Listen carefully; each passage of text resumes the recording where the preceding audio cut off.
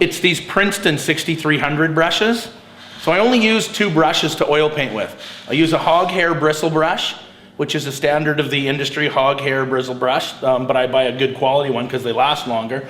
But I'm not a huge fan of synthetic brushes. I usually do not like them for oil painting because they don't hold a lot of paint and they don't release a lot of paint. And so, but the Princeton 6300, I'm not sure what they're making this bristle out of. I think they're made from plastic pigs. So they take the hair from the inner ear of a plastic pig, those little round piggy banks, or I don't know. Anyways, this is a synthetic hair, but what I like about this is it does hold a fair amount of paint because the bristles are stiff, but at the same time they're soft. So they release a lot of paint, a moderate amount of paint, but they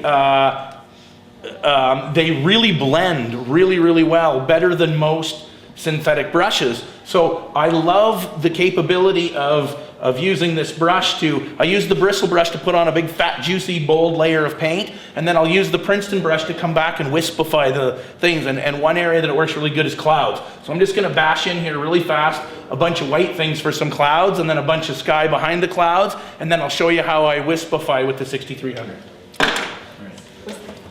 Wispify, that's on the exam later too.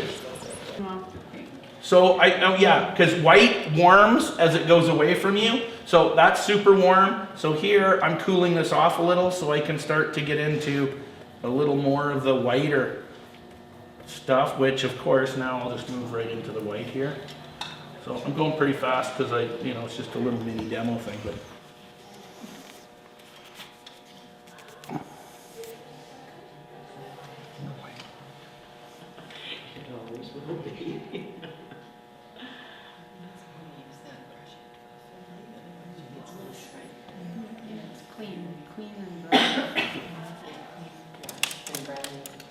Is that the hot hair?